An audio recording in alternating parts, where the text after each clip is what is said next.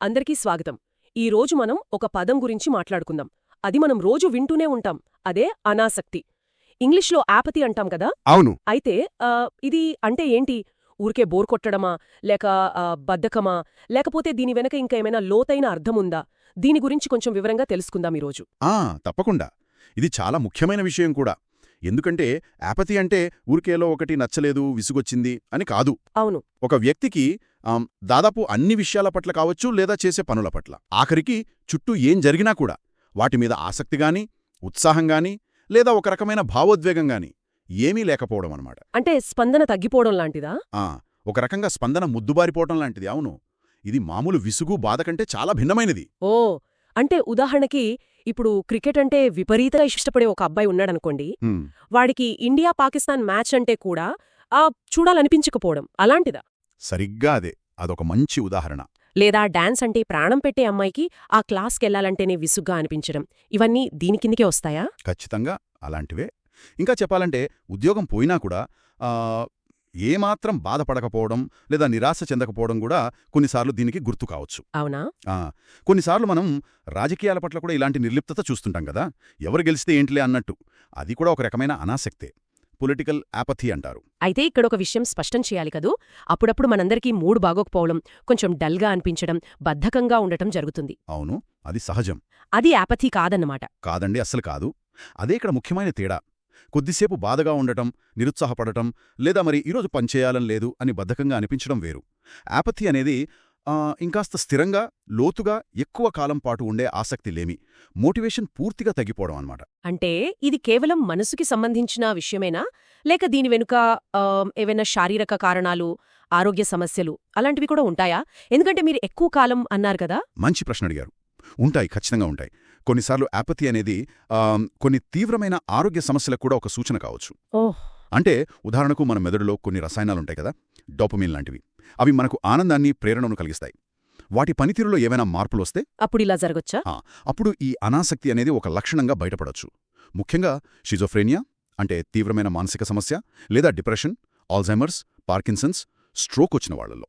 ఇలాంటి నాడీ సంబంధిత మానసిక ఆరోగ్య సమస్యలున్నవాళ్లలో యాపథీ ఒక ముఖ్య లక్షణంగా కనిపిస్తోంది. అవునా? అవును. దీన్ని మెడికల్ అనాసక్తి అంటారు.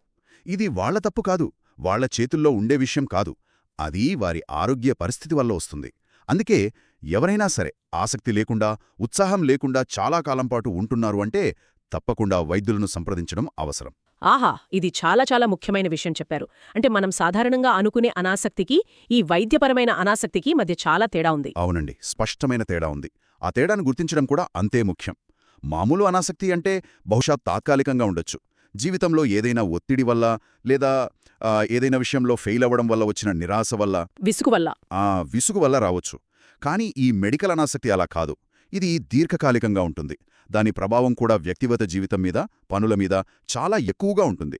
దీనికి నిర్దిష్టమైన వైద్య కారణాలుంటాయి కాబట్టి దీనికి చికిత్స కూడా అవసరం పడొచ్చు. మరి ఈ పదం అంటే యాపథీ లాంటి పదం పూర్వకాలంలో కూడా వాడారని ఎక్కడో విన్నట్టు గుర్తు.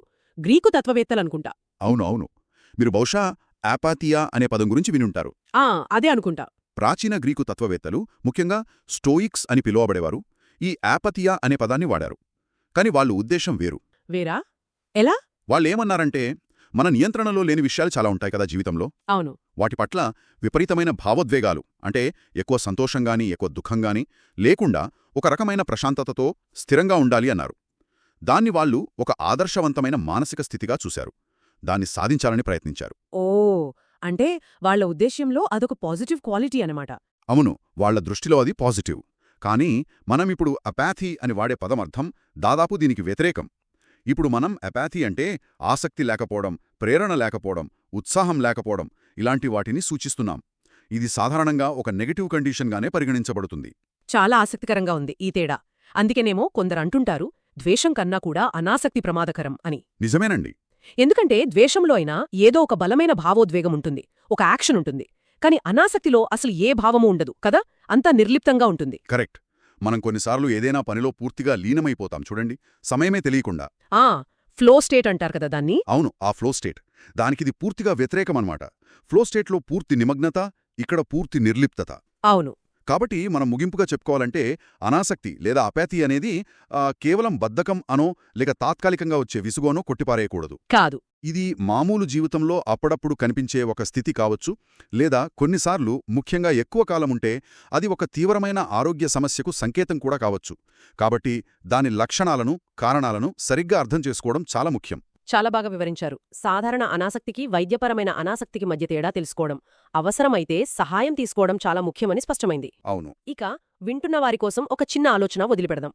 మన చేతుల్లో లేని విషయాల పట్ల అనవసరంగా స్పందించకుండా ప్రశాంతంగా ఉండటం అంటే ప్రాచీన గ్రీకులు చెప్పిన అపథ్యాలాగా ఉండటానికి, అసలు దేనిమీద ఆసక్తి లేకుండా, ఏ ఉత్సాహమూ లేకుండా జీవితమే నిస్సారంగా మారిపోవడం అంటే మనం ఇప్పుడు చర్చించుకున్న ఎపతిలాగా ఉండటానికి. ఈ రెండిటి మధ్య ఒక సన్నని గీత ఉంటుంది కదా. ఉంటుంది. ఆ గీత ఎక్కడ మొదలవుతుంది, ఎక్కడ ముగుస్తుంది, ఎక్కడ ఆరోగ్యకరమైన నిర్లిప్తత కాస్త అనారోగ్యకరమైన అనాసక్తిగా మారుతుంది, దీని గురించి ఆలోచించండి. ఈరోజు మనం ఒక ఆసక్తికరమైన విషయం చూద్దాం. అంటే కొన్నిసార్లు చాలా తక్కువ మాటల్లోనే ఎంత ఎక్కువ జ్ఞానం ఉంటుందో కదా. అవును, నిజమే. చిన్న చిన్న వాక్యాల్లోనే జీవిత సత్యాలు చెప్పడం అదొక కళ. అదే, అలాంటి సూక్ష్మమైన తెలివైన మాటల గురించి, వాటి వెనుకున్న ఆ శక్తి గురించి కొంచెం లోతుగా మాట్లాడుకుందాం. అదే మన లక్ష్యం ఇవ్వాల. సరే. ముందుగా అందరికీ తెలిసినా మళ్ళీ ఒకసారి చెప్పుకుందాం. ఈ అఫోరిజం అంటే సరిగ్గా ఏమిటి? అఫోరిజం అంటే అది ప్రాథమికంగా ఒక చిన్న వాక్యం, చాలా పదునుగా ఉంటుంది. ఏదైనా ఒక ముఖ్యమైన సత్యాన్ని గాని, సూత్రాన్ని గాని సూటిగా చెప్పేస్తుందన్నమాట. అంటే తక్కువ పదాలు, ఎక్కువ అర్థం, ఆలోచింపజేసేలా. అవును. ఉదాహరణకి, పని మనిషి తన పనిని బట్టి గుర్తింపబడతాడు అంటారు కదా. విన్నాం. అలాగే నిజాయితీ ఉత్తమమైన విధానమని కూడా. కరెక్టు. ఇంకా చేతలు మాటల కంటే గొప్పగా చెబుతాయి. ఇవన్నీ అలాంటివే. మరి ఆస్కార్ వైల్డ్ లాంటి రచయితలు చెప్పినవి కూడా ఉంటాయి కదా. ఆయనన్నట్టు అనుభవమంటే మనం చేసిన తప్పులకు పెట్టిన పేరు. అద్భుతం కదా ఇది. ఖచ్చితంగా. అది అద్భుతమైన ఎఫోరిజం. వీటి ముఖ్య ఉద్దేశ్యం అదేనండి. ఒక సూత్రాన్ని లేదా ఒక సత్యాన్ని చాలా బలంగా గుర్తుండిపోయేలా సంక్షిప్తంగా చెప్పడం. అందుకేనా పెద్దలు, రచయితలు వీటిని బాగా వాడేది? అవును. తక్కువ మాటల్లోనే లోతైన భావాన్ని ఇవ్వచ్చు. విన్నవాళ్లు ఆగి ఆలోచిస్తారు. అందుకే అంత పవర్ఫుల్ అవి. సరే, ఇక్కడ నాకొక సందేహం వస్తోంది. ఈ ఎఫోరిజంలకు మనం రోజూ వాడే సామెతలకు అంటే ప్రోవర్బ్స్కు తేడా ఏంటి? రెండూ చిన్నవే, తెలివైనవే కదా. మంచి ప్రశ్న అడిగారు. చూడ్డానికి ఒకేలా అనిపించినా తేడా ఉంది. రెండిట్లోనూ జ్ఞానముంటుంది, రెండూ చిన్నగానే ఉంటాయి. కానీ వాటి మూలం, ఆరిజిన్లో తేడా ఉంటుంది. సామెతలనేవి తరతరాలుగా ప్రజల వాడుకలో ఉంటాయి. అవి జానపద విజ్ఞానం నుంచి వస్తాయి. అంటే ఎవరు మొదలుపెట్టారో తెలియదు. అవును. ఉదాహరణకు, తొందరపాటు పనికిరాదు. ఇది ఎప్పట్నుంచో ఉంది, ఎవరు చెప్పారో మనకు తెలీదు. కాని అఫోరిజంలు అలా కాదు. అవి చాలాసార్లు ఒక నిర్దిష్ట వ్యక్తికి ఆపాదిస్తాం. ఒక రచయితకో, తత్వవేత్తకో. ఇందాక మనం చెప్పుకున్న ఆస్కార్ వైల్డ్ వాక్యం లాంటివన్నమాట. అర్థమైంది. అంటే మూలం తెలిస్తే అఫోరిజం, తెలియకపోతే సామెత ఒక రకంగా. అలా అనుకోవచ్చు. సరే, మరి ఇడియమ్స్ అంటే జాతీయాలు, వాటికి అఫోరిజంలకు తేడా ఏంటి? ఇవి కూడా కొన్నిసార్లు సూటిగా అర్థం కావు కదా. ఇక్కడ ఇంకో ముఖ్యమైన విషయం గమనించాలి. జాతీయాల్లో పదాల అసలర్థం అంటే వాచ్యార్థం కంటే వాటి వెనుక ఉన్న అలంకారికార్థమే ముఖ్యం. ఉదాహరణకి నోటి దురుస్తనం అన్నామనుకోండి. అంటే నిజంగా నోరు గట్టిగా ఉందని కాదు కదా. కాదు, మాట్లాడే తీరు బాగోలేదని, కఠినంగా మాట్లాడుతున్నారని. కరెక్ట్. అదే అఫోరిజంలో అలా కాదు. అవి సాధారణంగా సూటిగానే ఉంటాయి. చెప్పాలనుకున్న సత్యాన్ని లేదా సూత్రాన్ని దాదాపు నేరుగానే చెబుతాయి. అంటే ఆరోగ్యమే మహాభాగ్యం లాంటివి. అవును, దానిలో పదాల అర్థం సూటిగానే ఉంది కదా, పెద్దగా అలంకారికత ఉండదు. ఓకే. జాతీయం అర్థం కావాలంటే ఆ భాషా సంస్కృతి తెలియాలి. అఫోరిజం సూటిగా ఉంటుంది. బాగుంది. అలాగే ఎపిగ్రామ్స్ అని కూడా అంటారు కదా. ఎపిగ్రామ్స్. అవును. వీటికి అఫోరిజములకు తేడా ఏంటి? ఇవి కూడా చిన్నగానే కొన్నిసార్లు చమత్కారంగా అనిపిస్తాయి. నిజమే. ఎపిగ్రామ్లు కూడా చిన్న వాక్యాలే. కాని వాటి ప్రధాన లక్షణం చమత్కారం లేదా వ్యంగ్యం, కొన్నిసార్లు హాస్యం కూడా. అంటే వినగానే చురుకుమనిపించేలా. అవును, ఆశ్చర్యపరిచేలా ఉంటాయి. మళ్ళీ ఆస్కర్ వైల్డ్నే తీసుకుంటే, నేను ప్రతిదాన్ని ఎదిరించగలను, తప్ప కోరికను అన్నారాయన. విన్నాను. ఇది చమత్కారంతో కొంచెం వ్యంగ్యంతో ఉంది కదా. ఇది ఎపిగ్రామ్. మరి అఫోరిజం? అఫోరిజంలు ముఖ్యంగా జీవిత సత్యాలు, గంభీరమైన సూత్రాలు, లోతైన పరిశీలనల మీద దృష్టి పెడతాయి. వాటిలో హాస్యం ఉండొచ్చు, కాని అదే ప్రధానం కాదు. అంటే ఎపిగ్రామ్లో చమత్కారం మెయిన్, అఫోరిజంలో జ్ఞానం మెయిన్ అన్నమాట. చాలా క్లియర్గా ఉంది ఇప్పుడు. ఈ చర్చను ఇంకొంచెం ముందుకు తీసుకెళ్తే, అసలు ఈ అఫోరిజం అనే పదం ఎక్కడ్నుంచి వచ్చింది? అది కూడా ఆసక్తికరంగా ఉంటుంది. చెప్పండి. ఇది ప్రాచీన గ్రీకు వైద్యుడు హిపోక్రేట్స్ వాడిన పదమంట. ఆయన తన వైద్య సూత్రాలను, పరిశీలనలను ఇలా చిన్న చిన్న వాక్యాల్లో చెప్పడానికి ఈ పదాన్ని వాడారట. అరే, అంటే మొదట మెడికల్ ఫీల్డ్లో వాడారా? అవును. అది కొంచెం ఆశ్చర్యంగా ఉంటుంది. ఈ అఫోరిజంలు అనేవి అనుభవం నుంచి వచ్చిన జ్ఞానం లేదా పరిశీలనలు. అయితే ఇవి యాక్సియమ్స్ కావు. యాక్సియమ్స్ అంటే యాక్సియమ్స్ అంటే నిరూపించాల్సిన అవసరం లేని నిజాలు, సెల్ఫ్ ఎవిడెంట్ ట్రూత్స్. ఉదాహరణకు గణితంలో 2+2=4. దాన్ని మనం ప్రూవ్ చెయ్యక్కర్లేదు. ఓకే. కానీ అఫోరిజంలో అలా కాదు. అవి సాధారణీకరించిన సత్యాలు, అంటే జనరలైజ్డ్ ట్రూత్స్. అన్ని సందర్భాల్లోనూ అవి 100% కరెక్ట్ అవ్వాలని లేదు. అర్థమైంది. వీటిని కేవలం జ్ఞానం పంచడానికే కాదు, కొన్నిసార్లు వ్యంగ్యం కోసం లేదా సాహిత్యంలో కొన్ని కీలకమైన విషయాలను నొట్టిచెప్పడానికి కూడా ఉపయోగిస్తారు. మొత్తానికి చూస్తే ఎఫారిజంలంటే చాలా శక్తివంతమైనవి. తక్కువ మాటల్లో ఎక్కువ జ్ఞానం. తరచుగా అవి చెప్పిన వ్యక్తి ఆలోచనలను ప్రతిబింబిస్తాయి. అవును. సామెతలు, జాతీయాలు, ఎపిగ్రామ్ల కంటే వాటి ఉపయోగం, స్టైల్ కూడా వేరుగా ఉంటాయి. కరెక్ట్. ఇక ముగించే ముందు శ్రోతలకి ఒక చిన్న ఆలోచన వదిలిపెడదాం. తప్పకుండా. మనం రోజూ జీవితంలో గాని చదివేటప్పుడు గాని ఇలాంటి ఎన్నో రకాల మాటలను వింటాం. ఎఫారిజంలు, సామెతలు, జాతీయాలు, ఎపిగ్రామ్లు, ఇలా చాలా. అవును. వీటి మధ్య ఉన్న ఈ చిన్న చిన్న తేడాలను గుర్తించడం వల్ల మనం ఇతరుల నుంచి తీసుకునే సలహా లేదా జ్ఞానాన్ని ఇంకాస్త బాగా స్పష్టంగా అర్థం చేసుకోగలమేమో కదా. నిజమే. అంటే ఈ తేడాలు తెలియడం వల్ల మన గ్రహణశక్తి, మన అండర్స్టాండింగ్ ఇంకా మెరుగుపడుతుందా, ఎలా అనేది కొంచెం ఆలోచించాల్సిన విషయం. మంచి ప్రశ్న. ఖచ్చితంగా ఆలోచిస్తారు శ్రోతలు. ఈరోజు మనం తరచుగా వింటున్న ఒక పదం గురించి కొంచెం వివరంగా మాట్లాడుకుందాం. అపోకలిప్స్. ఆహా, అపోకలిప్స్ వినగానే మనసులో ఏదో పెద్ద విపత్తు మెదులుతుంది కదా. అవును కదా. ప్రపంచ వినాశనం, పెద్ద పెద్ద ప్రమాదాలు, ఇవే గుర్తొస్తాయి. కాని దీని వెనుమ ఇంకా చాలా ఉంది. సరే, ఇది ఏంటో చూద్దాం. సాధారణంగా మనం అపోకలిప్స్ అంటే ఏమనుకుంటాం? ఏదో ఒక నగరం వరదల్లో మునిగిపోవడం, అవును, లేదా అణుయుద్ధం లాంటివి. కరెక్ట్. సినిమాల్లో చూపిస్తారు కదా, భూమిని ఏదో గ్రహశకలం డీబొట్టబోతోందని. దాన్ని కూడా అపోకలిప్సే అంటారు. అంటే పూర్తి నాశనమన్నమాట. చాలా పెద్ద స్థాయి విపత్తు. అవును, ఒక చిన్న యాక్సిడెంట్ కాదు. అస్సలు కాదు. ఇది అంటే ప్రపంచం మొత్తం లేదా మన నాగరికతే అంతమైపోయేంత తీవ్రమైన సంఘటనను సూచిస్తుందన్నమాట. దీనికి బైబిల్తో సంబంధం ఉందని కూడా అంటారు కదా. అవునవును. బైబిల్లో ప్రకటన గ్రంథం అని ఉంది కదా, బుక్ ఆఫ్ రెవల్యూషన్. దాంతో దీనికి బలమైన లింక్ ఉంది. అది ప్రపంచం అంతం గురించి చెప్తుంది. ఓ అలాగా. అయితే ఇక్కడో విషయం గమనించాలి. ఇది కేవలం మతపరమైన విషయమే కానక్కర్లేదు. ఇప్పుడు మనం చూస్తున్నాం కదా, పర్యావరణంలో విపరీతమైన మార్పులు, నిజమే, క్లైమేట్ చేంజ్ సంక్షోభాలు, ఆర్థిక వ్యవస్థలు కూలిపోవడం, ఇలాంటివి కూడా ఒక రకంగా అపోకలిప్టిక్ సిచ్యువేషన్స్కి దారితీయొచ్చు అనే భయాలున్నాయి. బాబోయ్, వింటుంటేనే ఏదోలా ఉంది. అయితే ఇక్కడే అసలు ఆసక్తికరమైన విషయం. ఈ పదం యొక్క అసలు అర్థం, అది తెలిస్తే ఆశ్చర్యపోతాం. ఏంటది? దీని అర్థం వినాశనం కాదట. కాదా మరి? అసలు అర్థం బయటపడటం, వెల్లడి చేయడం, లేదా ఒక రహస్యాన్ని తెలియజేయడం. అలాగా? అంటే రివీల్ చేయడం అనమాట. అవును. ఇది అపోకాలిప్సిస్ అనే గ్రీకు పదం నుంచి వచ్చిందట. అపోకాలిప్సిస్. అపోకాలిప్సిస్. చూడండి, ఇప్పుడు మనం వాడుతున్న అర్థానికి దాని అసలు మూల అర్థానికి ఎంత తేడా ఉందో. పూర్తిగా వ్యతిరేకంలా ఉంది కదా. నిజమే, చాలా పెద్ద తేడా. మరి అర్థం ఎలా మారిందంటారు? బయట పెట్టడం నుంచి వినాశనం ఎలా అయింది? అదే, బహుశా మీరిందాక చెప్పినట్టు బైబిల్ వల్లేనేమో. అంటే ఆ ప్రకటన గ్రంథం ఏం చేసింది? ప్రపంచం అంతం ఎలా ఉంటుందో బయటపెట్టింది లేదా వెల్లడి చేసింది కదా. కరెక్ట్. సో బహుశా కాలక్రమేణా ఆ వెల్లడి చేసే విషయం, అంటే ఆ ప్రపంచ వినాశనమే పదానికి అంటుకుపోయిందేమో. వెల్లడి అనే యాక్షన్ మర్చిపోయి ఆ వినాశనం అనే కంటెంట్ మీద ఫోకస్ పెరిగిపోయి. అది లాజికల్గానే ఉంది. అంటే ఆ పదం వినగానే ఆ భయంకరమైన దృశ్యాలే గుర్తొచ్చేలా తయారైంది. అవును. అందుకే ఇప్పుడు మనం నిజంగా ప్రపంచం అంతం కాకపోయినా సరే కొన్నిసార్లు అతిశయోక్తిగా వాడతాం. ఎలా? ఉదాహరణకు ఏదైనా పెద్ద తుఫాన్ వస్తే, లేదా స్టాక్ మార్కెట్ కుప్పకూలితే ఇది అపోకలిప్టిక్గా ఉంది అనడం వింటుంటాం కదా. అవునవును. అంటే అంత తీవ్రంగా ఉంది అని చెప్పడానికి ఆ పదాన్ని వాడుతున్నాం. సరిగ్గా, ఒక రకంగా ఎగ్జాజరేషన్ అన్నమాట. అంటే మొత్తానికి చూస్తే ఈ అపోకలిప్స్ అనే పదానికి రెండు ముఖాలు కనిపిస్తున్నాయి. అవును. ఒకటి దాని అసలు పురాతన అర్థం, ఏదో దాగిన్న దాన్ని, ఒక రహస్యాన్ని బయట పెట్టడం. అది నిజమే. ఇదంతా చూస్తుంటే ఒక ముఖ్యమైన ప్రశ్న వస్తుంది మనసులోకి. ఏంటది? భాష ఎప్పుడూ మారుతూనే ఉంటుంది కదా, పదాల అర్థాలు మారిపోతుంటాయి. అవును. ఇలాగే తమ అసలు అర్థాలకు పూర్తిగా భిన్నంగా మారిపోయిన పదాలు ఇంకెన్ని ఉన్నాయో కదా మన భాషల్లో. ఆలోచించాల్సిన విషయమే. చాలా ఉండుంటాయి బహుశా. ఒక పదం యొక్క మూలం, దాని చరిత్ర తెలుసుకున్నప్పుడు ఈ రోజు మనం దాన్ని వాడే విధానంపై మన ఆలోచనేమైనా మారుతుందా? మారొచ్చు. కనీసం ఆ పదాన్ని వాడే ముందు ఒక క్షణం ఆలోచిస్తామేమో. ముఖ్యంగా అపోకలిప్స్ లాంటి బలమైన పదాన్ని ఇంత నాటకీయంగా వాడేటప్పుడు దాని వెనక ఉన్న అసలు అర్థం తెలిస్తే ఆ వాడకం కొంచెం అతిగా అనిపించొచ్చు కదా. నిజమే. దాని ఇంపాక్ట్ని కొంచెం తగ్గిస్తుందేమో, లేదా మరింత లోతుగా ఆలోచించేలా చేస్తుందేమో. అవును. దీని గురించి ఆలోచించడం ఆసక్తికరంగా ఉంటుంది. భాష ప్రయాణం, ఎంత విచిత్రంగా ఉంటుందో కదా. చాలా విచిత్రం. ఈరోజు మనం తరచూ వినే ఒక పదం గురించి మాట్లాడుకుందాం, అపోక్రిఫల్. వినడానికి కొంచెం పెద్ద పదంగా అనిపించినా ఏదైనా కథ లేదా విషయం గురించి మాట్లాడేటప్పుడు అది అపోక్రిఫల్ అని అనడం వింటూ ఉంటాం. అంటే సరిగ్గా దాని అర్థమేంటి, ఏదో డౌట్ ఉందని చెప్పడానికా?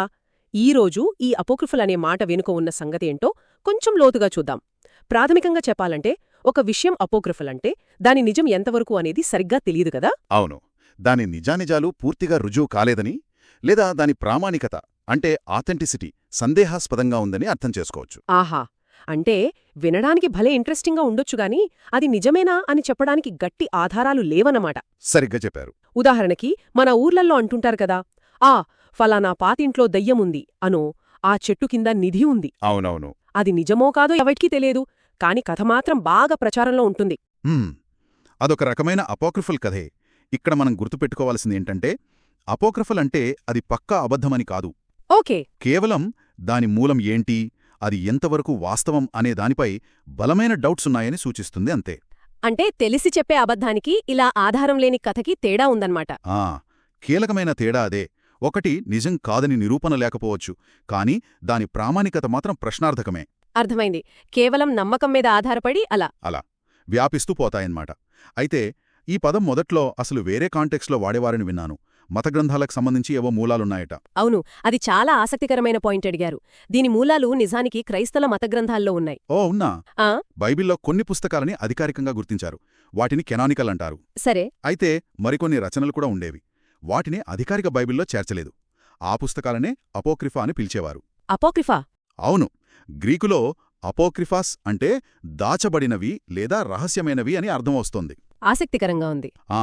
కాలక్రమేణా ఈ అపోక్రిఫల్కు చెందిన, అంటే అధికారికంగా గుర్తించబడని లేదా సందేహాస్పదమైన ప్రామాణికత గల అనే అర్థం నుంచి అపోక్రిఫల్ అనే విశేషణం సాధారణ వాడుకలోకి వచ్చేసింది. ఆహా, అంటే మత గ్రంథాల ప్రామాణికతను బట్టి వాడిన పదం కాస్త ఇప్పుడు జనరల్గా ఏదైనా డౌట్ఫుల్ విషయానికి వాడేస్తున్నామన్నమాట. అంతే. ఇప్పుడు ఏదైనా నిర్ధారించబడని లేదా సందేహాస్పదమైన కథకు, విషయానికి దీన్ని వర్తింపజేస్తున్నాం. మరి ఇలాంటి అపోక్రిఫుల్ కథలు ఎందుకంత పాపులర్ అవుతాయి? అంటే ఇప్పుడు మీరు చెప్పినట్టు ఆధారం లేదు, డౌట్ఫుల్గా ఉంది, అయినా సరే వింటూనే ఉంటాం కదా. ముఖ్యంగా పట్టణ పురాణాలు, అర్బన్ లెజెండ్స్ అంటాం కదా, అవి. నిజమే.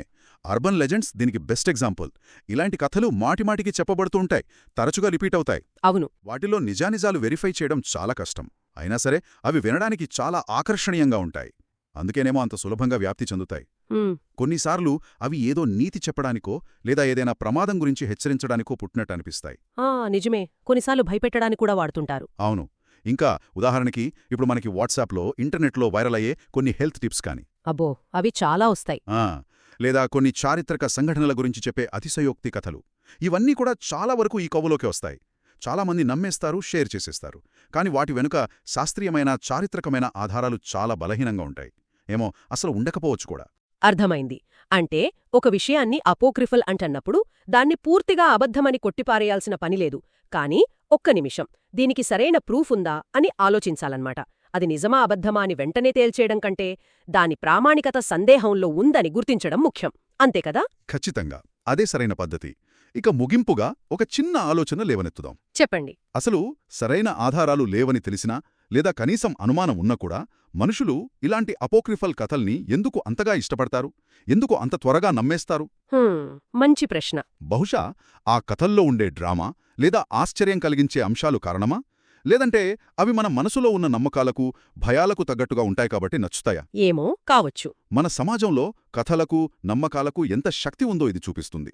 నిజం తెలుసుకోవడం కన్నా కొన్నిసార్లు ఆ కథ వినడమే ఎక్కువ ప్రభావం చూపుతుందేమో అనిపిస్తుంది. ఈరోజు మనం ఒక కొంచెం విచిత్రంగా అనిపించే పదం గురించి మాట్లాడుకుందాం. అవునా? ఏంటది? అదే అపోథియోసిస్. అవునా? అపోథియోసిస్ వినడానికి కొంచెం గట్టిగానే ఉంటుంది కదా. అవును, విన్నాను. కానీ దాని పూర్తి అర్థం ఎలా వాడతారో అంత స్పష్టంగా తెలీదు చాలామందికి. నిజమే. అందుకే ఈరోజు దీని గురించి కొంచెం లోతుగా, అంటే వివరంగా తెలుసుకునే ప్రయత్నం చేద్దాం. అసలు దీని అర్థం ఏమిటి, ఎక్కడ వాడాలి? మంచి ఆలోచన. సరే, స్థూలంగా చెప్పాలంటే దీనికి 2 ముఖ్యమైన అర్థాలున్నాయి. 2 అర్థాలా? అవును.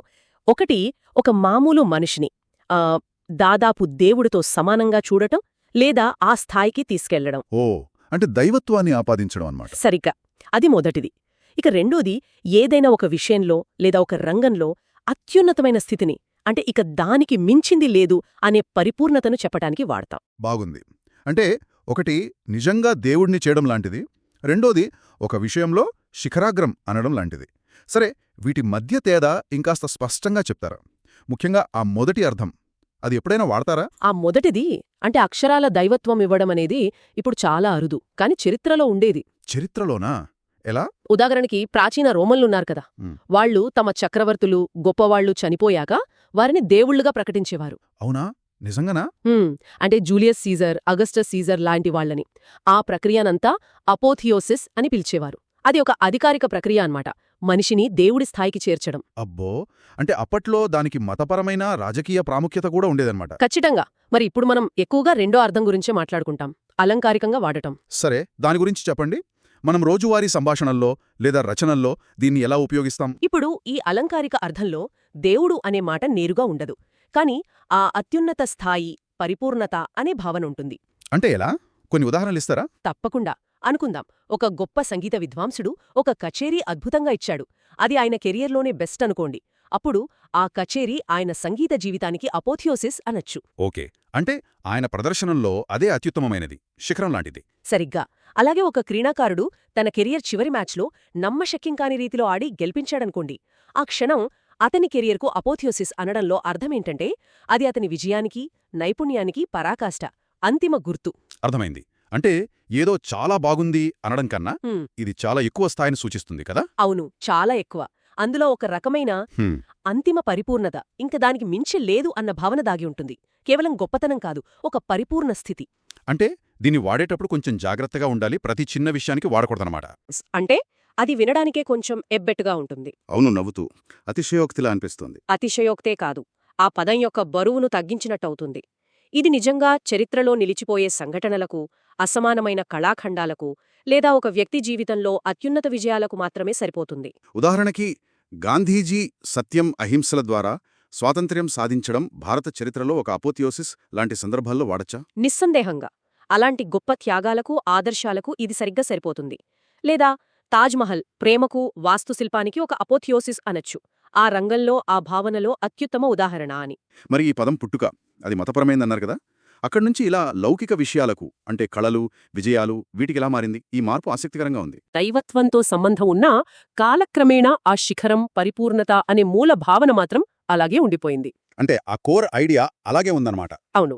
మనుషులు గొప్ప విజయాలు సాధించినప్పుడు, అద్భుతాలు సృష్టించినప్పుడు వాటిని గుర్తించి గౌరవించడానికి ఒక బలమైన పదం అవసరం కల. నిజమే.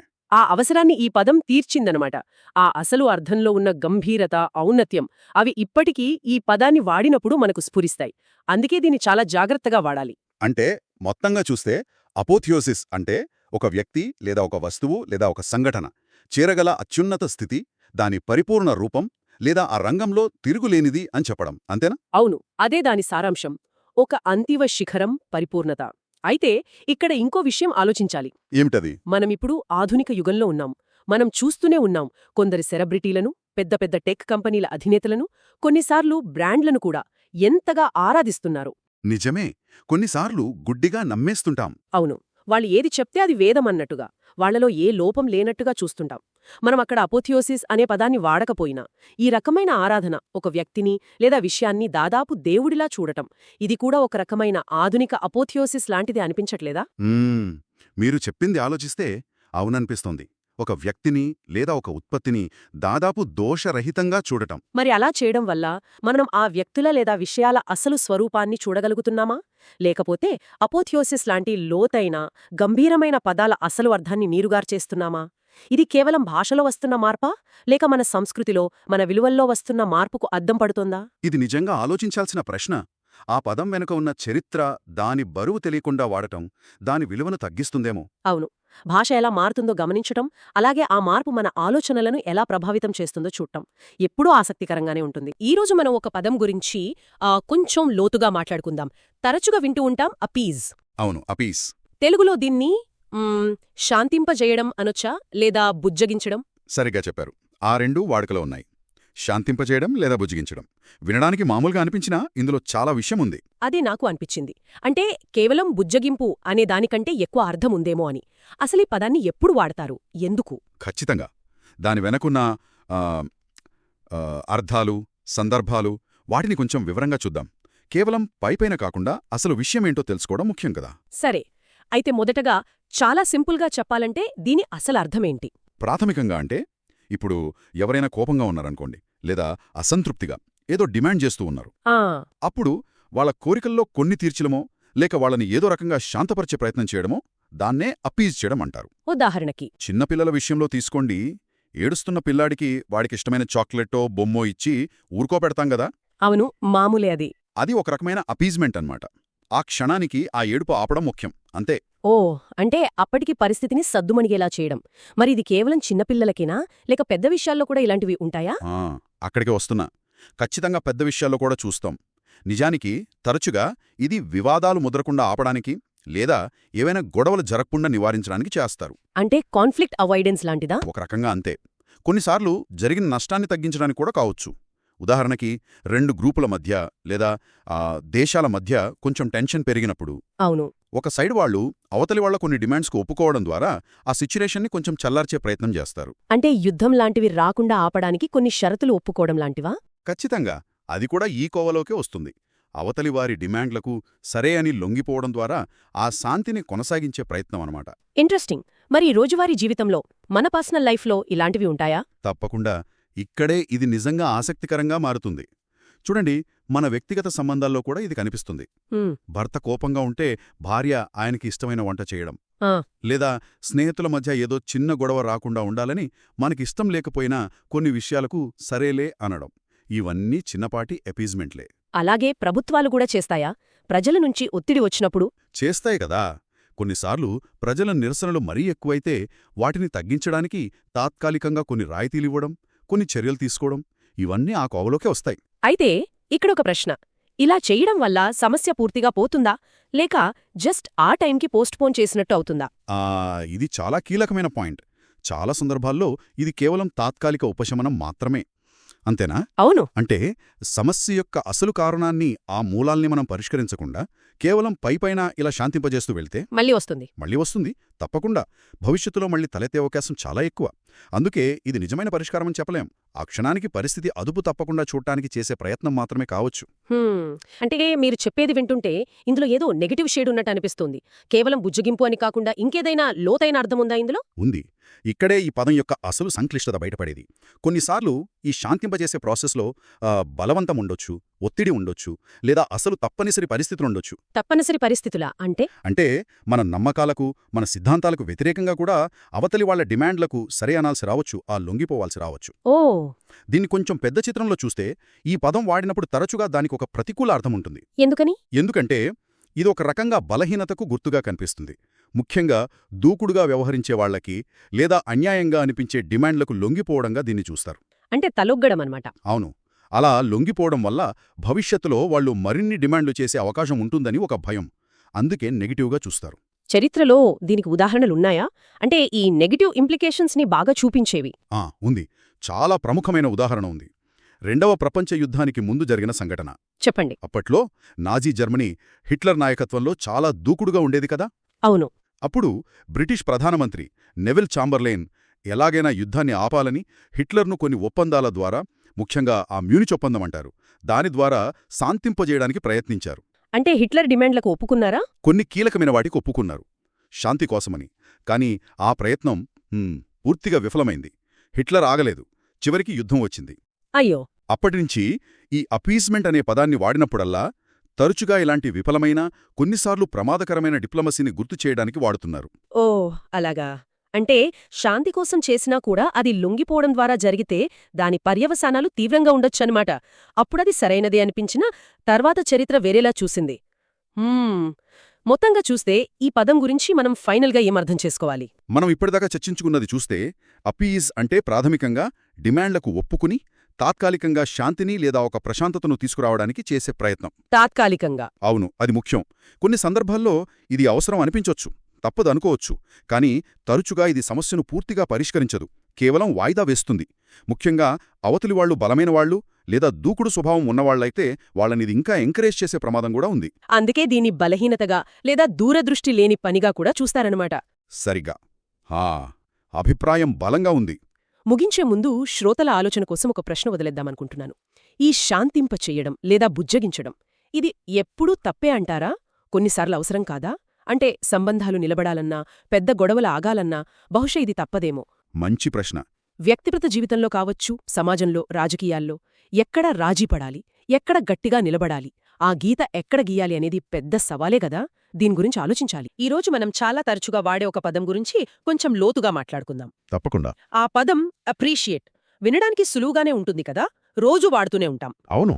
కానీ చాలా సందర్భాల్లో దాని వెనుకున్న పూర్తి అర్థం మనకు తెలుసా అనేది ప్రశ్న. నిజమే. చాలామంది దీన్ని లైక్ చేయడంలాగానో లేదంటే ఊరికే థ్యాంక్స్ చెప్పడంలాగానో వాడేస్తారు. కరెక్ట్. కానీ అప్రీషియేట్ అనే పదానికి అంతకంటే ఎక్కువ అర్థాలున్నాయి, చాలా విభిన్నమైనవి కూడా. వాటిని సరిగ్గా అర్థం చేసుకోవడం ముఖ్యం. అవును. లేకపోతే మనం చెప్పాలనుకున్నది ఒకటి, అవతలి వాళ్ళు అర్థం చేసుకునేది మరొకటి అయ్యే ప్రమాదం ఉంది. అందుకే కదా ఈ చర్చ. సరే, మరి ఈ అప్రిషియేట్కి ఉన్న ముఖ్యమైన అర్థాలేంటి? మొదటిది అందరికీ తెలిసిన అర్థంతో మొదలు పెడదామా? అలాగే. మొదటిది చాలా కామన్గా వాడేది కృతజ్ఞత చూపించడం. అంటే ఎవరైనా చేసిన సహాయాన్ని గుర్తించడం అన్నమాట. ఉదాహరణకి, మీరు హెల్ప్ చేసినందుకు థ్యాంక్స్ అనడానికి బదులు, అప్పుడు మీ సహాయాన్ని నేను చాలా అప్రిషియేట్ చేస్తున్నాను అని చెప్పొచ్చు. అంటే కేవలం ధన్యవాదాలు చెప్పడమే కాదు, ఇంకేంటి, మీరు చేసిన పనికున్న విలువ నాకు తెలుసు, దాన్ని నేను గుర్తిస్తున్నాను అని చెప్పడం. ఆ ఫీలింగ్ వేరు. అంటే అవతలి వారి పనిని మనం ఎంత విలువైనదిగా చూస్తున్నామో చెప్పడం అన్నమాట. ఎగ్జాక్ట్లీ. ఇప్పుడు ఎవరైనా మంచి సలహా ఇచ్చారనుకోండి, అప్పుడు థ్యాంక్స్ ఫర్ ది అడ్వైజ్ అనొచ్చు. కానీ మీ సలహాను నేను అప్రిషియేట్ చేస్తున్నాను అంటే, ఆ సలహా నా ఆలోచనలకు బలాన్నిచ్చింది, నేను దాన్ని సీరియస్గా తీసుకుంటున్నాను అనే లోతైన అర్థం వస్తుంది. అంటే లైక్ చేయడానికి, అప్రిషియేట్ చేయడానికి ఇది తేడా అన్నమాట. అప్రిషియేట్లో ఒక రకమైన గుర్తింపు, విలువ కట్టడముంటాయి. అవును, అది చాలా ముఖ్యం. ఆ తేడా తెలియాలి. క్లియర్. సరే, మరి రెండో అర్థం గురించి చెప్పండి. ఇది కొంచెం వేరుగా ఉంటుందన్నారు కదా. అవును, ఇది పూర్తిగా భిన్నమైన సందర్భంలో వస్తుంది. ఏంటంటే, విలువ పెరగడం గురించి. విలువ పెరగడమా? అంటే వస్తువుల విషయంలోనా? కరెక్ట్. ముఖ్యంగా ఆస్తులు, ఇల్లు, బంగారం, షేర్లు ఇలాంటి వాటి విలువ కాలంతో పాటు పెరిగినప్పుడు అప్రీషియేట్ అయింది అంటారు. ఆసక్తికరంగా ఉందే. ఉదాహరణకి? సింపుల్గా, మా ఇంటి విలువ గత 10 ఏళ్లలో బాగా అప్రీషియేట్ అయింది అంటారు. అంటే మార్కెట్లో దాని ధర పెరిగింది అని. అలాగా? అంటే ఈ బంగారం ధర అప్రిషియేట్ అవుతుంది అని కూడా అనొచ్చా? తప్పకుండా. ఆర్థికపరమైన విషయాల్లో ఈ వాడుకెక్కువ. ఇంగ్లీష్లో the value of this investment has appreciated significantly అంటారు చూడండి. అంటే మొదటి అర్థమేమో కృతజ్ఞత, భావోద్వేగం. రెండోది పూర్తిగా డబ్బు, మార్కెట్ విలువ. అవును. అందుకే పదం ఒకటైనా ఏ సందర్భంలో వాడుతున్నామనేది చాలా ముఖ్యం. ఆ కాంటెక్స్ట్ బట్టే అర్థం చేసుకోవాలి. ఇది చాలా స్పష్టంగా అర్థమైంది. ఒకటి కృతజ్ఞత, రెండు విలువ పెరగడం. ఇంకేదైనా ముఖ్యమైన అర్థముందా దీనికి? ఉంది. ఇది ఇంకాస్త సూక్ష్మమైనది. అంటే డెప్త్ ఎక్కువ దీనికి. ఓ, ఏంటది?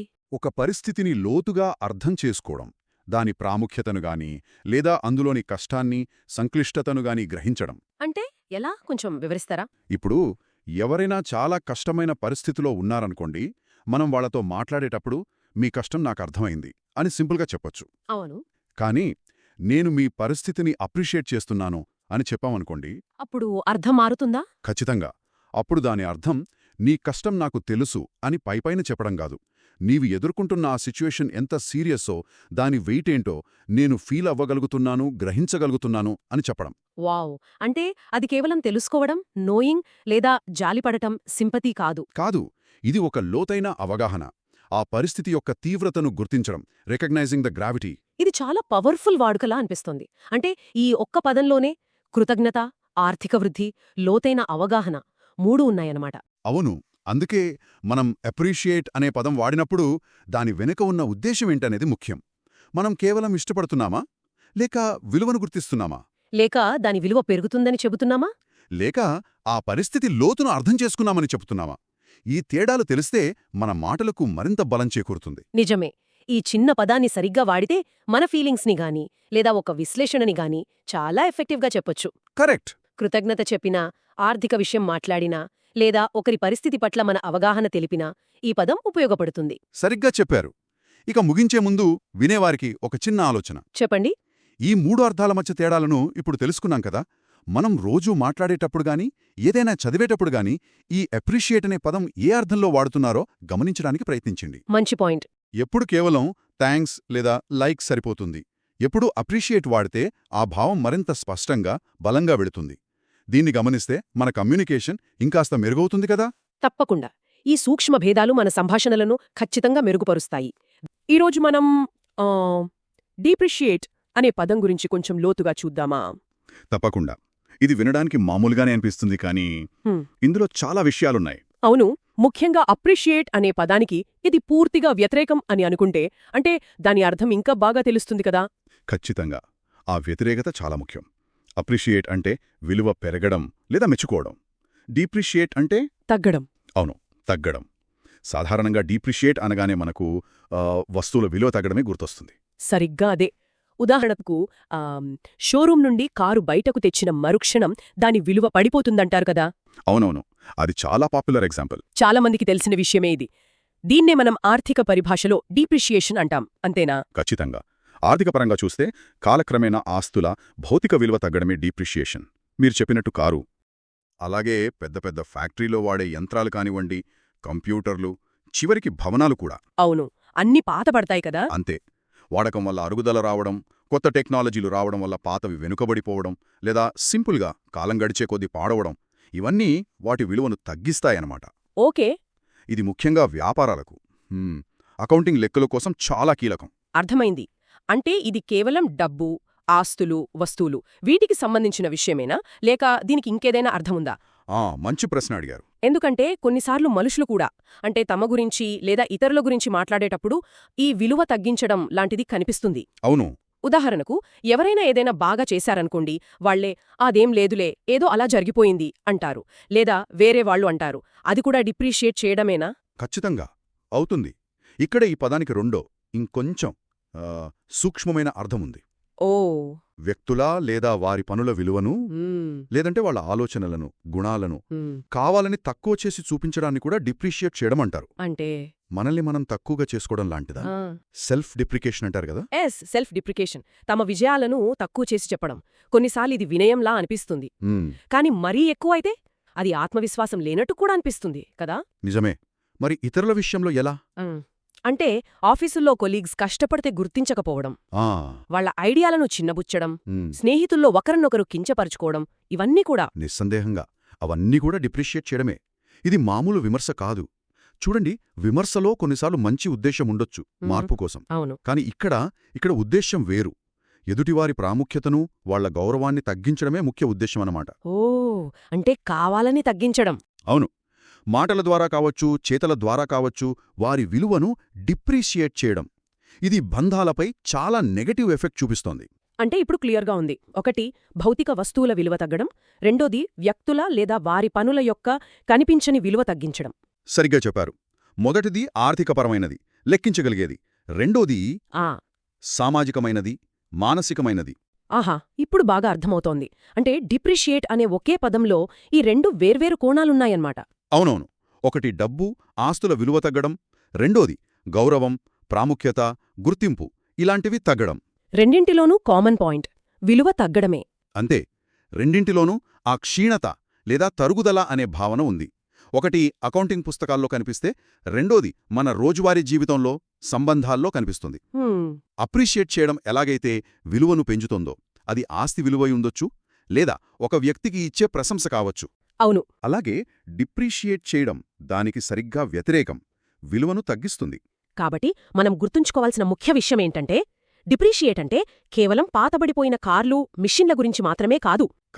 మన మాటలు, మన ప్రవర్తన ద్వారా మనల్ని మనం ఎలా చూసుకుంటున్నాం, ఇతరులను ఎలా చూస్తున్నాం అనే దానికి కూడా సంబంధించింది. చాలా బాగా చెప్పారు. అవును, ఇది మనల్ని ఇంకో ఆలోచన వైపు తీసుకెళ్తుంది కదా.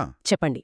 అంటే ఆర్థికపరమైన డిప్రిసియేషన్ను గుర్తించడం, లెక్కకట్టడమనేది ఎలాగూ అవసరం, అది వేరే విషయం.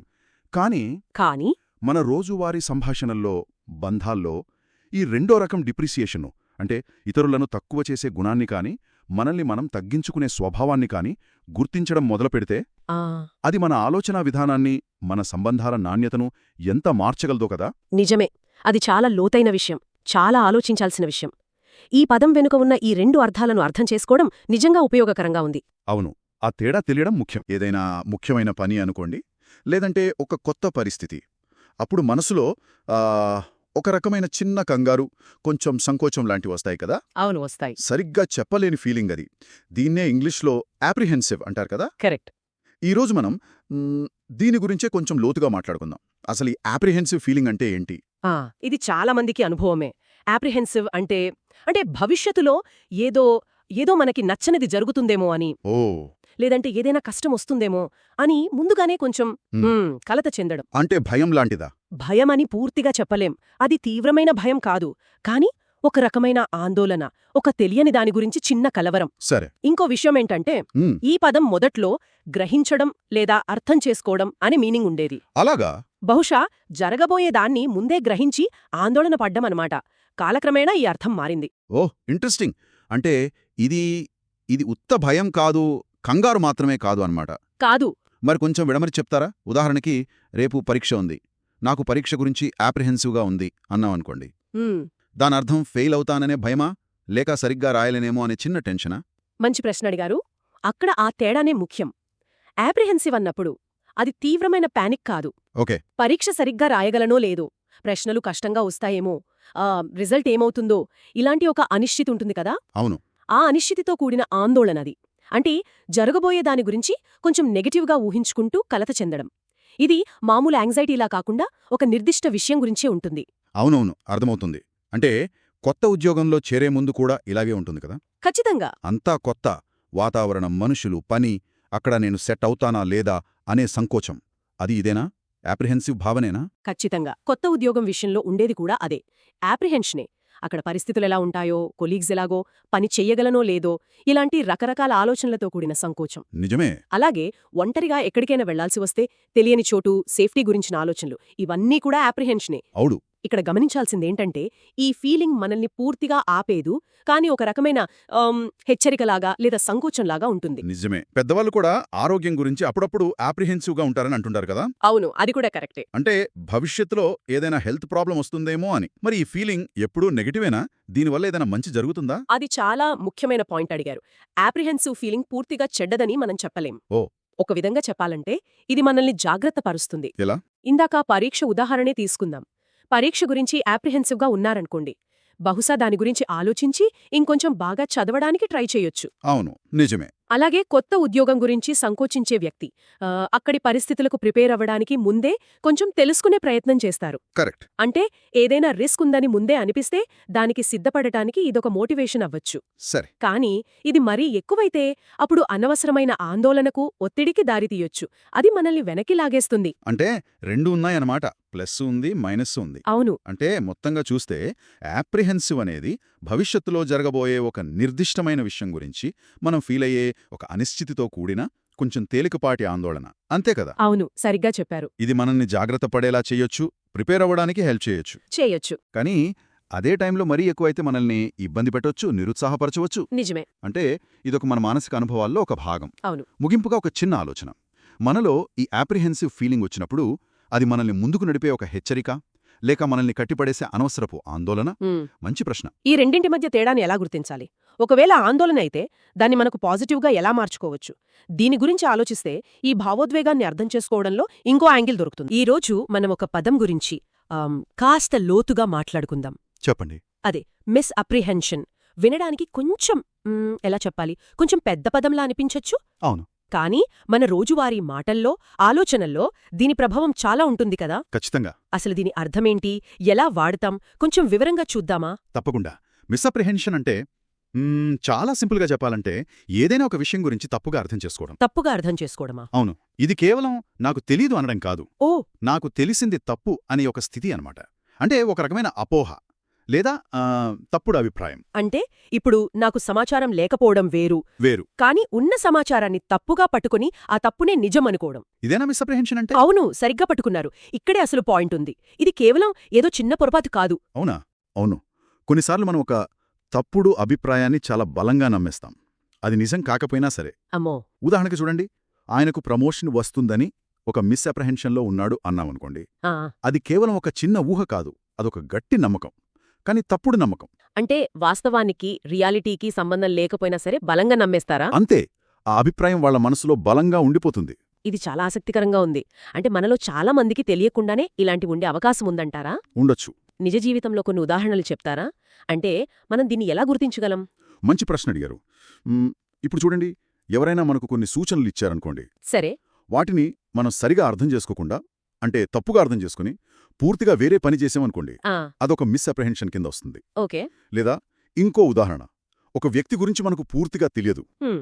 వాళ్ళ ప్రవర్తనలో ఏదో చిన్న విషయం చూసి వాళ్ళ మీద ఒక తప్పుడు అభిప్రాయం ఏర్పరచుకోవడం, అది కూడా మిస్అప్రిహెన్షనే. అవును కదా, మనం అంటుంటాం చాలా మందికి ఫలానా విషయం మీద సరైన అవగాహన లేదు, కొన్ని మిస్అప్రిహెన్షన్స్ ఉన్నాయి అని. కరెక్ట్. అది కూడా ఇలాంటిదే. అంటే అసలు నిజం వేరేగా ఉంటుంది, కానీ జనాల నమ్మకం వేరేలా ఉంటుంది. అదే మిస్అప్రిహెన్షన్. ఇప్పుడు కొంచెం క్లియర్గా ఉంది మరి. ఈ పదం ఎలా పుట్టింది, దీని మూలమేంటి? ఆ ఇది యాక్చువల్గా అప్రిహెన్షన్ అనే పదం ఉంది కదా, ఉంది. దాని నుండి వచ్చింది. అప్రిహెన్షన్ అంటే ఏంటి? గ్రహించడం, అర్థం చేసుకోవడం, లేదా తెలుసుకోవడం. అవును. దాని ముందు మిస్ అనే ఉపసర్గ అంటే ప్రీఫిక్స్ చేరింది. మిస్ అంటే తప్పుగా లేదా సరిగా కాని పద్ధతిలో అని అర్థం. ఓ, అర్థమైంది. కాబట్టి ఆ రెండు కలిపితే మిస్అప్రిహెన్షన్ అంటే తప్పుగా అర్థం చేసుకోవడం, లేదంటే తప్పుగా గ్రహించడం అన్నమాట. అయితే మనం సాధారణంగా మిస్అండర్స్టాండింగ్ అనే పదం చాలా ఎక్కువగా వాడతాం కదా. అవును, వాడతాం. మరి దీనికి ఈ మిస్అప్రిహెన్షన్కి తేడా ఏమన్నా ఉందా, లేక రెండూ దాదాపు ఒకటేనా? హ్మ్. దాదాపుగా ఒకే అర్థంలాగే అనిపించినా అక్కడొక చిన్న తేడా ఉంది. ఏంటది? మిస్అండర్స్టాండింగ్ అంటాం కదా, అది సాధారణంగా ఇద్దరు వ్యక్తుల మధ్య సంభాషణలో జరుగుతుంది. అంటే ఒకరు చెప్పింది ఇంకొకరు సరిగ్గా వినకపోవడం వలనో, సరిగ్గా అర్థం చేసుకోకపోవడం వలనో వస్తుంది. అవును, కమ్యూనికేషన్ గ్యాప్ లాంటిది. ఎగ్జాక్ట్లీ. అది కొంచెం తాత్కాలికంగా కూడా ఉండొచ్చు. కానీ మిస్అండర్స్టాండింగ్ అనేది కొంచెం లోతైనది. అంటే ఒక విషయం మీద బాగా బాతుకుపోయిన తప్పుడు అభిప్రాయం అన్నమాట. ఓ, పాతుకుపోయిందా? అవును. ఇది ఎక్కువగా ఒక వ్యక్తి మనసులో ఏర్పడే తప్పుడు నమ్మకం. అందుకే దీన్ని కొన్నిసార్లు కొంచెం ఫార్మల్గా మాట్లాడేటప్పుడు లేదా రాసేటప్పుడు ఆ లోతుని చెప్పడానికి వాడతారు. అంటే మిస్అండర్స్టాండింగ్ అనేది ఇద్దరి మధ్య వచ్చే కమ్యూనికేషన్ సమస్య అయితే, అవును. మిస్అప్రిహెన్షన్ అనేది ఒక వ్యక్తి లోపల ఉండే తప్పుడు నమ్మకం లేదా అవగాహన లోపం లాంటిదా? అవును, మోటామోటిగా అలా అనుకోవచ్చు. మిస్అప్రిహెన్షన్ అనేది ఒక వ్యక్తి ప్రపంచాన్ని గాని లేదా ఒక నిర్దిష్ట విషయాన్ని గాని చూసే పద్ధతిలోనే దోషమున్నచ్చు అని సూచిస్తుంది. ఇది కేవలం సమాచారం తక్కువగా ఉండటం కాదు, ఆ చూసే దృష్టిలోనే పొరపాటుండటం. అర్థమైంది. కాబట్టి మొత్తం మీద చూస్తే మిస్అప్రిహెన్షన్ అంటే ఒక విషయాన్ని తప్పుగా అర్థం చేసుకోవడమే కాకుండా, అవును, ఆ తప్పుడు అవగాహననే దాన్నే సరైనది అని బలంగా నమ్మడం. అంతేనా? అంతే. అది మన ఆలోచనల్ని, మనం తీసుకునే నిర్ణయాల్ని కూడా ప్రభావితం చేసే ఒక శక్తివంతమైన అపోహ లాంటిది. నిజమే. ఖచ్చితంగా.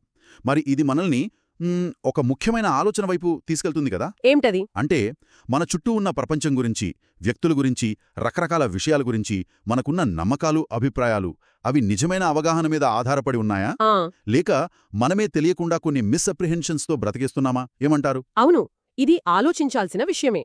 ఈ ప్రశ్న గురించి ఎప్పుడప్పుడు మనల్ని మనం ప్రశ్నించుకోవడం అవసరం కదా. దీని గురించి ఆలోచించండి. సరే, ఇవాళటికి చాలనుకుంటా.